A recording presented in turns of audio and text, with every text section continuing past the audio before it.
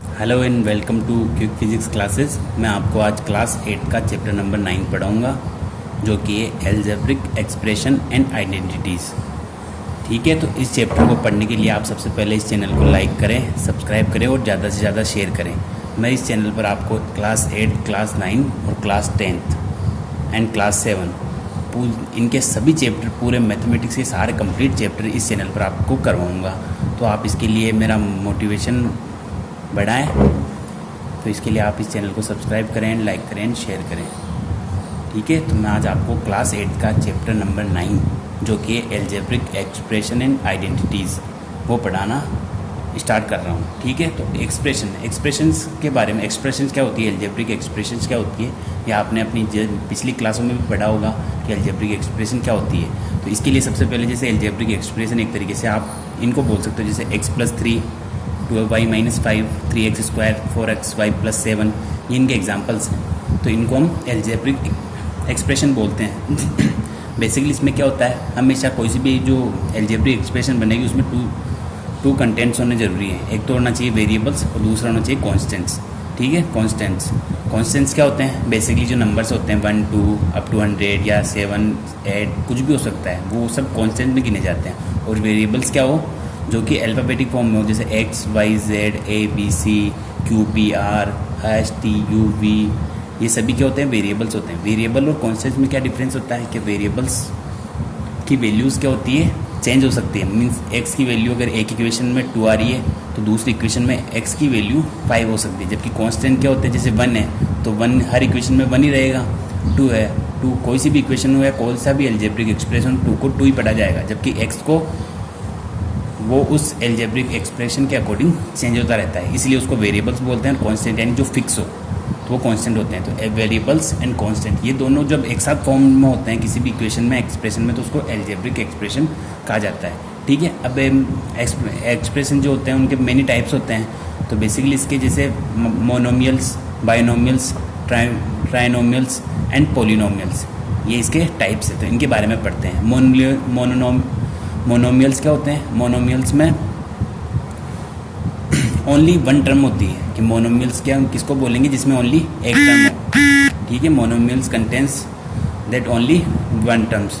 वैसे बाइनोमियल्स जिसमें 2 टर्म्स हो, 2 टर्म्स में कुछ भी हो सकता है, जैसे एक x आ गया तो सेकंड y, या तो वेरिएबल्स उसमें 2 टर्म्स का मतलब क्या होता है, वेरिएबल्स की 2 टर्म्स हो, जैसे x+y a+b। जैसे मोनोमियल्स का एग्जांपल देखते हैं पहले तो अपन, जैसे 4x², इसमें जो वेरिएबल्स है वो कितना है, ओनली 1 है, x², यानी टर्म्स ओनली, और टर्म्स कितनी है यहाँ पे, 1 है। इसमें वेरिएबल्स 2 हैं लेकिन टर्म्स तो सिंगल ही है, 3xy, तो ये टर्म सिंगल टर्म है। -7z, इसमें वेरिएबल्स भी 1 ही है और टर्म्स भी कितनी है, 1 ही है। जैसे 82 mnp, इसको भी अपन मोनोमियल्स बोलते हैं। मोनोमियल्स इसलिए बोलते हैं कि इसमें वेरिएबल्स तो 3 है लेकिन टर्म्स कितनी है, 1 ही है। इसके पास या तो +1 +2 +3 ऐसा कुछ ही नहीं है, तो ओनली सिंगल टर्म, तो इसलिए इसको बोला जाता है मोनोमियल्स। ठीक है, वैसे बाइनोमियल्स में क्या होगा, बाइनोमियल्स में 2 टर्म्स होगी। 2 टर्म्स का मतलब क्या हो सकता है कि डिफरेंट वेरिएबल्स होते हैं, या फिर उस इक्वेशन में क्या होगी, 2 टर्म्स होगी, जैसे a+b। ठीक है, a+b, यहाँ पर a वेरिएबल है, b भी वेरिएबल, तो a+b इसमें 2 टर्म्स हो गई। 4l + 5m, ये भी क्या हो जाएगी, बाइनोमियल्स, क्योंकि इसमें भी कितनी टर्म्स है, 2 टर्म्स है। 5 - 3xy, तो इसमें भी 2 टर्म्स है, तो इसको भी अपन बाइनोमियल्स पढ़ेंगे। तो बेसिकली इसमें क्या हो, बेसिकली अपन को जो बाइनोमियल्स देखेंगे तो उसमें ये ज़रूरी नहीं है कि आपका जैसे वेरिएबल्स हर बार अलग अलग हो। जैसे 3xy में वेरिएबल्स xy है तो 5 ओनली कांस्टेंट है, तो कांस्टेंट भी ले सकते हैं। अगर इसी को अगर बाइनोमियल्स बनाना हो तो इसमें जैसे 4x² + 1 ऐड कर दूँ, या -1 ऐड कर दूँ, या 4x² + 3, 4x² + 3p, ये सब किसके एग्जाम्पल हो जाएंगे, बाइनोमियल्स के। क्यों, क्योंकि इसमें टर्म्स हो जाएगी। तो बाइनोमियल्स कंटेंस ओनली 2 टर्म्स, तो इसमें ओनली 2 टर्म्स होती है। और ट्राइनोमियल्स में बेसिकली वैसे ही, जैसे बाइनोमियल्स में 2 टर्म्स होती है तो ट्राइनोमियल्स में कितनी टर्म्स हो जाएगी, 3 टर्म्स हो जाएगी। जैसे a + b + c, 3 टर्म्स है, ये फर्स्ट टर्म हो गई, ये सेकंड टर्म हो गई, ये थर्ड टर्म हो गई। वैसे 2x + 3y - 5, तो इसमें भी 3 टर्म है, ये फर्स्ट टर्म, ये सेकंड टर्म, ये थर्ड टर्म। ठीक है, और एग्जांपल्स ऑफ जो पॉलिनोमियल्स, अब पॉलिनोमियल्स के अपन पहले डेफिनेशन देख लेते हैं। ए पॉलिनोमियल्स में contain any number of terms 1 और मोर देन 1। कि पॉलिनोमियल्स किनको बोलते हैं जिसमें टर्म्स कितनी हो, या तो एक हो या एक से ज़्यादा हो। तो जो अगर एग्जांपल अपन मोनोमियल्स का देखेंगे तो मोनोमियल भी एक तरीके से क्या है, पॉलिनोमियल है, क्योंकि पॉलिनोमियल में या तो वन टर्म होती है, वन से ज़्यादा टर्म्स हो सकती है। वन से ज़्यादा एंड कितनी भी हो सकती है, 2 3 4 5 6 7 8 9, ठीक है, जिसमें क्या हो, मेनी टर्म्स हो, बहुत सारी टर्म्स हो, ठीक है, एक से ज़्यादा होनी चाहिए बेसिकली। तो बाइनोमियल्स भी पॉलिनोमियल है, ट्राइनोमियल भी क्या होगा, पॉलिनोमियल होगा, क्योंकि इसमें भी 3 टर्म्स होती है। और पॉलिनोमियल की डेफिनेशन में क्या होता है कि इसमें 1 और मोर देन 1 टर्म्स होती है। तो पॉलिनोमियल का एग्जांपल हो जाएगा जैसे a + b + c + d। वैसे 3xy बेसिकली है क्या, मोनोमियल्स, लेकिन इसको पॉलिनोमियल में काउंट किया जाएगा, क्योंकि पॉलिनोमियल में 1 टर्म भी होती है और 1 से ज़्यादा भी होती है।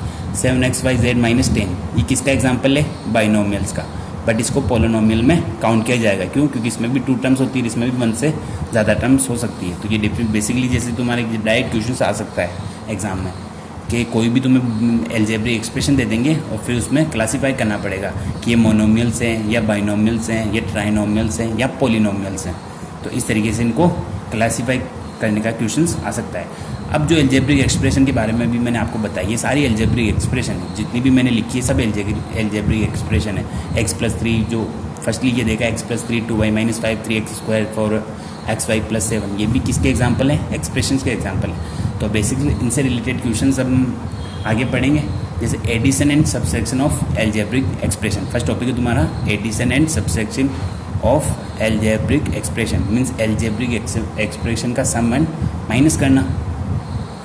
बेसिकली जैसे अपन 7 + 5 करते हैं तो क्या आता है, 12 आता है। तो ये ओनली कांस्टेंट का अपन ने सम किया है। वैसे एल्जेब्रिक एक्सप्रेशन का जो सम और माइनस यानी सब्सट्रैक्शन होता है वो थोड़ा डिफरेंट टाइप में होता है। तो फॉर एग्जांपल जैसे 2 दे रखा है अपन को 2 8 7x² - 4x + 5 एंड 9x - 10, इन दोनों को क्या करना है, ऐड करना है। तो ऐड करने का सिंपल बेसिक फॉर्म मेथड है जिसको भी आपको ऐड करना है, जैसे 7x² - 4x + 5। अब इसमें बेसिकली ओनली 1 रूल चलता है कि जैसे x की पावर 2 है तो x की पावर 2 में ओनली वो टर्म्स ही ऐड होगी जिसमें भी इसके सामने वाली मतलब इक्वेशन में भी x की पावर 2 हो।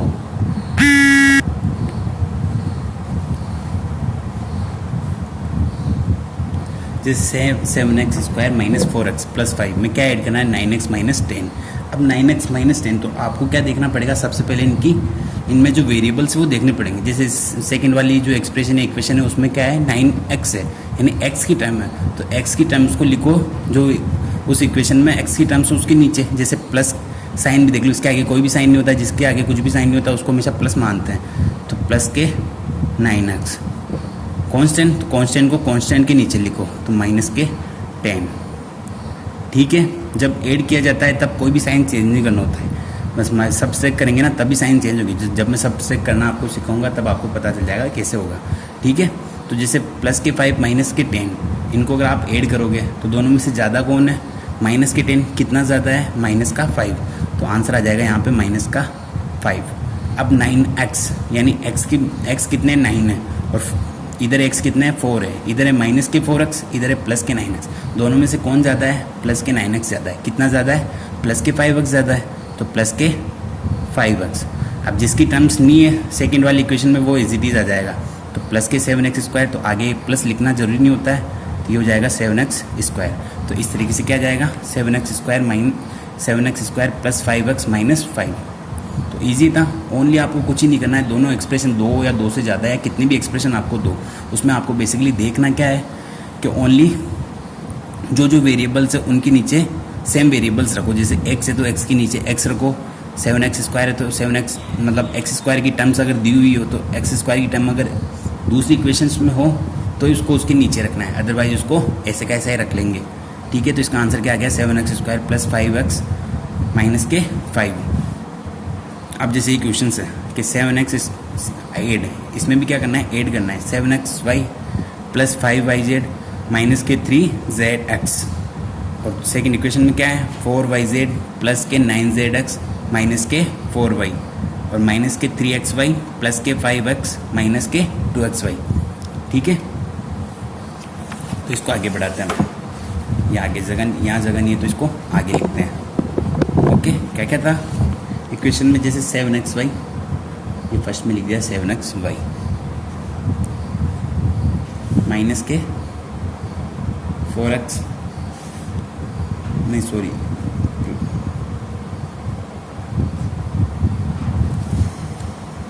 इसको यहाँ ही समझा देता हूँ मैं ताकि इजी रहेगा, वरना वहाँ लिखने में आपको प्रॉब्लम हो जाएगी। जैसे 7xy 5yz और 3zx, तो फर्स्ट में लिखा 7xy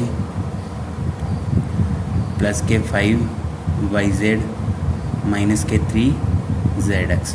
अब सेकंड इक्वेशन उतारते टाइम मैंने क्या बताया था, जो भी टर्म्स दी हुई हो सेम टर्म्स को सेम के नीचे लिखो। जैसे यहाँ y 5yz है, ओके। जैसे नेक्स्ट इक्वेशन में 4yz, तो 4yz कहाँ आएगा, 5yz के नीचे। इसका साइन क्या है, प्लस का, तो यहाँ लिख देंगे अपन प्लस के 4yz। अब zx प्लस के 9zx, zx वाली टर्म्स कहाँ है, यहाँ पर, तो यहाँ पर लिखेंगे प्लस के 9zx। इसके बाद क्या है, माइनस के 4y।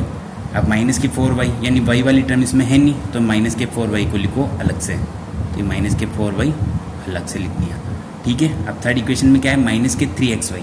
अब 7xy xy की टर्म्स दी हुई है, तो यहाँ पे लिखो इसको माइनस के 3xy प्लस के 5x। अब 5x की भी टर्म नहीं है, तो इसको भी अलग से लिख दो, तो प्लस के 5x, ओके। अब माइनस के 2xy, यहाँ पर 2xy,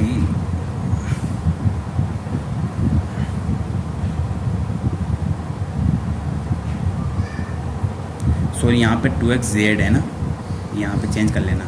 अब 2xz, अब एक बात बताओ, 3 इंटू 6 करते हैं तो भी 18 आता है, और 6 इंटू 3 करते हैं तो भी 18 आता है। तो z इंटू एक्स लिखो चाहे x इंटू जेड लिखो, बात एक ही होती है, ओके। तो ये zx के नीचे क्या लिख देंगे अपन, माइनस के 2 zx लिखो या xz लिखो, बात सेम रहती है। जैसे 6 इंटू 3 करते हो तब भी 18 ही आंसर आता है, 3 इंटू 6 करते हो तब भी 18 ही आंसर आता है। अब इनको सिंपली ऐड कर लो, तो प्लस के 7xy और माइनस के 3xy, दोनों में से कौन ज़्यादा है, प्लस के 7xy ज़्यादा है। कितना ज़्यादा है, प्लस के 4xy ज़्यादा है, तो यहाँ पे आ जाएगा नीचे 4xy। अब yz वाली देखो, इधर भी प्लस का साइन, इधर भी प्लस का साइन, तो 5yz प्लस के 4yz, 5 प्लस 4 9, तो यहाँ पे आ जाएगा 9yz, ओके। माइनस के 3zx प्लस के 9zx और प्लस के 2zx, तो पहले प्लस प्लस के को ऐड कर लो। प्लस प्लस के कितने हो गए, 9 प्लस 2 11, और 11 माइनस 3 8, और आंसर किसका आएगा, प्लस का आएगा। चिन्ह मतलब साइन किसका आएगा, प्लस का आएगा, क्यों, प्लस वाली क्वांटिटी ज़्यादा है। तो प्लस के 8zx। अब इनकी टर्म्स है ही नहीं, तो इनको एज इट इज़ लिख दो कि 4y प्लस के 5x, सिंपली सर। तो बेसिकली इसको जैसे अगर आप इस तरीके से जमा के करोगे तो आपकी मिस्टेक होने के चांसेस घट जाएंगे। तो इस तरीके से इनको कर देना। जैसे xy की टर्म्स तो नेक्स्ट इक्वेशन की xy की टर्म्स उसके नीचे लिख देना ताकि इजी हो जाए। तो इस तरीके से आप ऐड करना इजी है, इसमें कोई डिफ़िकल्टी है नहीं। तो आप आराम से इनको कर लोगे, 2-3 क्वेश्चंस की अगर आप प्रैक्टिस करोगे तो ये क्वेश्चंस आप इजी वे में कर पाओगे। अब इसके बाद आते हैं सब्सट्रैक्शन में। ऐड करते टाइम हमेशा साइन चेंज नहीं होते हैं, और सब्सट्रैक्शन में बस ओनली सेम करना है पैटर्न, बस जो लास्ट वाली इक्वेशन होगी उसके साइन चेंज होते हैं, और वो कैसे होंगे मैं बताता हूँ, ठीक है। अब जैसे क्वेश्चन है कि subtract 5x square minus 4y square plus 6y minus 3 from 7x square minus के 4xy प्लस के 8y स्क्वायर प्लस के 5x माइनस के 3y। तो सब्सट्रैक्ट तो करना है, लेकिन किसको किस में से करना है, इसको इसमें से माइनस करना है, ठीक है, क्योंकि फ्रॉम लिखा हुआ है ना, तो ये ऊपर आएगा और ये नीचे। जैसे मैं लिखूं कि 6 फ्रॉम 5 सब्सट्रैक्ट करो, तो 5 में से 6 को घटाना है ना, 5 माइनस 6 करोगे। और वो अगर यहाँ होता कि 5 फ्रॉम 6, तो अपन क्या लिखते हैं 6 माइनस 5। तो इस तरीके से, तो ये बेसिक है। तो बेसिक में क्या होता है, जो फ्रॉम होता है मतलब इससे इसको घटाना है, तो ये ऊपर आएगा। तो इसकी टर्म्स कौन कौन सी है, जैसे 7x स्क्वायर माइनस के 4xy प्लस के 8y स्क्वायर प्लस के 5x माइनस के 3y। तो इसमें भी सेम करना है, जैसे 8 में किया था वैसे ही सेम इसमें करना है। तो इसमें क्या हो जाएगा, जैसे 5x स्क्वायर x स्क्वायर की टर्म दी हुई है, तो यहाँ पे लिख देंगे 5x स्क्वायर। 4y स्क्वायर किसका है, माइनस का, तो इसको लिखेंगे यहाँ पे इसके नीचे 4y स्क्वायर प्लस के 6y, तो ये 6y की टर्म के नीचे प्लस के 6y माइनस का 3 है ही नहीं इसमें, तो ये माइनस का 3।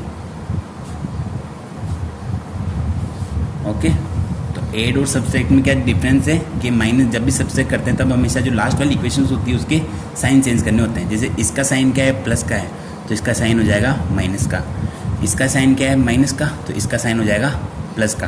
कि अब इसके साइन को माइनस में कन्वर्ट नहीं करके प्लस में कन्वर्ट करेंगे। और माइनस क्यों होता है, क्योंकि जब भी माइनस करते हैं आपको पता है माइनस को प्लस से मल्टीप्लाई करोगे तो माइनस प्लस माइनस, माइनस को माइनस से मल्टीप्लाई करोगे तो माइनस माइनस प्लस, और माइनस को प्लस से मल्टीप्लाई करोगे तो माइनस, और माइनस को माइनस से मल्टीप्लाई करोगे तो प्लस। अब इनके साइन चेंज हो गए। ओके, तो जैसे यहाँ पे बेसिकली सिंपल ऐड कर दो, प्लस के 7x² और माइनस के 5x²। तो दोनों में से एक्स स्क्वायर की टर्म्स कौन सी वाली ज़्यादा है, प्लस के 7 और माइनस के 5। तो कौन ज़्यादा है, प्लस के 7। कितना ज़्यादा है, +2। तो आंसर आ जाएगा 2x²। ठीक है, -4xy की और कोई टर्म ही नहीं, तो इसको एज इट इज़ लिख दो, माइनस के 4xy। 8y² प्लस के हैं और ये माइनस का था जो प्लस का हो गया, तो ये भी प्लस का, तो 8 + 4 कितना होता है, 12 होता है। तो ये 12y²। प्लस के 5x की टर्म नहीं है तो 5x को as it is minus minus, यहाँ पे माइनस का है, यहाँ पे भी माइनस का है, तो माइनस माइनस कितने हो जाएंगे, माइनस के 3, माइनस के 6, माइनस के 9, तो माइनस के 9y। अभी माइनस था लेकिन प्लस साइन चेंज हो गया तो प्लस का 3। तो इस तरीके से इसको कंप्लीट करना है। तो आई होप इसमें कोई आपको कोई प्रॉब्लम नहीं आई होगी। ठीक है, अब जैसे एग्जांपल्स इस चैप्टर के कंप्लीट हो गए तो अब अपन आते हैं एक्सरसाइज पर। एक्सरसाइज में फर्स्ट क्वेश्चन है कि identify the terms there coefficients for each of the following expression. जो एक्सप्रेशन दी हुई उसमें 6 क्वेश्चन थे, सब क्वेश्चन, इनमें से मैंने ओनली 3 लिखे हैं, 3 आप खुद से कर लेना। ठीक है, तो इसमें क्या करना है आपको, इनकी टर्म्स बतानी और इनके कोफिशिएंट्स बताने। कोफिशिएंट्स क्या होते हैं, कोफिशिएंट्स हमेशा वेरिएबल्स में जो मल्टीप्लायर में होते हैं उनको कोफिशिएंट बोलते हैं। जैसे 7x, अगर मैं 7x लिखूँ तो यहाँ पर 7 क्या हो जाएगा, कोफिशिएंट। ठीक है, वैसे अगर 8x² लिखूँ तो x² का कोफिशिएंट कितना हो जाएगा, 8। अगर सिंपली मैंने वेरिएबल लिखा है x, तो इसके मल्टीप्लायर में कुछ भी नहीं है। जब भी मल्टीप्लायर में कुछ भी नहीं होता है तो 1 मानते हैं, तो x का कोफिशिएंट कितना हो जाएगा, 1। ठीक है, तो इस तरीके से आपको ये समझ में आ जाएगा। तो अब इसमें आइडेंटिफाई द टर्म्स, सबसे पहले तो टर्म्स करनी है। तो इसमें टर्म फर्स्ट क्वेश्चन में टर्म्स कितनी है, एक तो ये टर्म्स हो गई फर्स्ट टर्म्स, और ये हो गई सेकेंड टर्म्स। ओके, इस वाले में कोफिशिएंट कितना है, यानी x, y, z, ये तीनों मल्टीप्लायर में है वेरिएबल्स। इनका कोफिशिएंट यानी इनका मल्टीप्लायर कौन है, 5 है, तो इसका कोफिशिएंट कितना हो जाएगा, 5। और z, y का कोफिशिएंट कितना हो जाएगा, -3। साइन भी साथ में लिखना है। ठीक है, तो ये हो गया कोफिशिएंट, इसका तो हो गया 5 और इसका हो गया -3। अब इसमें टर्म्स कितनी है, ये फर्स्ट टर्म 1 भी टर्म्स में काउंट होती है, ये सेकंड टर्म्स और ये थर्ड टर्म्स। तो सेकंड वाले क्वेश्चन में कितनी टर्म्स है, 3 टर्म्स है। अब 1 है, 1 का कोफिशिएंट होगा नहीं, कोफिशिएंट किनके होते हैं, वेरिएबल्स के। तो x का कोफिशिएंट कितना हो जाएगा, 1, जिसका कुछ भी नहीं होता उसका 1 होता है। तो x² का कोफिशिएंट क्या हो जाएगा, इसका भी 1। ओके, अब से थर्ड वाला क्वेश्चन, इसमें टर्म्स कितनी हो जाएगी, ये फर्स्ट टर्म, ये सेकेंड टर्म और ये थर्ड टर्म। तो यहाँ पर x² y² है, तो इसका कोफिशिएंट 4, x² y² z², तो इसका कोफिशिएंट -4 और z² का कोफिशिएंट +1। ओके, साइन देख लेना है, उसके बाद अपन कोफिशिएंट निकाल लेना है। तो वैसे इसमें 3 तो मैंने करा दिए, 3 और है जो आप देख लेना, आपको आपसे इजी वे में हो जाएंगे। अब इसके बाद classify polynomials as monomials, binomials and trinomials. आपको कुछ एक सेकंड वाले क्वेश्चन में बहुत सारी पोलिनोमियल्स की एक्सप्रेशन दी हुई है, तो उनको क्लासीफाई करना है, किसमें, मोनोमियल्स में, बाइनोमियल्स में और ट्राइनोमियल्स में। तो मोनोमियल्स में क्या होती है, ओनली 1 टर्म होती है, बाइनोमियल्स में 2 टर्म होती है और ट्राइनोमियल्स में 3 टर्म होती है। तो इस अकॉर्डिंग आप क्वेश्चंस को देखोगे तो देखने से ही आ जाएगा, क्योंकि मैंने पहले आपको इन 3-4 की डेफिनेशन बता रखी है, तो आप इजी वे में कर लोगे। अब थर्ड क्वेश्चन का फर्स्ट पार्ट है जो कि था कि ऐड करो AB - BC। फर्स्ट एक्सप्रेशन था, सेकेंड था BC - CA और थर्ड एक्सप्रेशन था CA - AB बोलो या -AB + CA। तो मैंने इसको क्या कर दिया, अरेंज करके ये आपके सामने लेके आ गया। ठीक है, अब इसको ऐड करना है, तो ऐड करने में साइन चेंज नहीं होते हैं। तो यहाँ पर प्लस का AB और यहाँ पर माइनस का AB। अब इनके कोफिशिएंट देखो, दोनों का 1 है, तो 1 - 1 कितना होता है, 0। तो यहाँ पर आंसर आ जाएगा 0। ठीक है, यहाँ पर भी क्या हो जाएगा, -BC + BC, तो ये भी 0 और -CA + CA ये भी 0। तो इसका आंसर क्या आ जाएगा, 0। ओके। अब ऐसे ही नेक्स्ट आगे बढ़ते हैं अपन।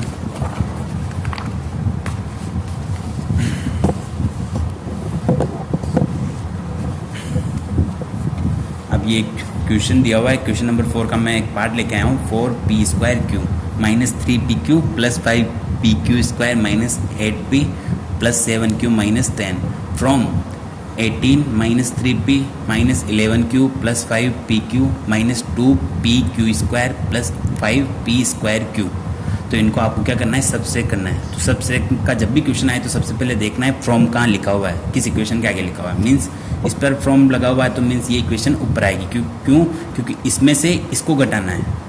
बेसिक क्या हो गया इसका कि इसमें से इसको घटाना है। तो सबसे पहले ये वाली इक्वेशन मैं यहाँ पे लिख देता हूँ कि 18 माइनस के 3p माइनस के 11q प्लस के 5pq माइनस के 2pq² और प्लस के 5p²q।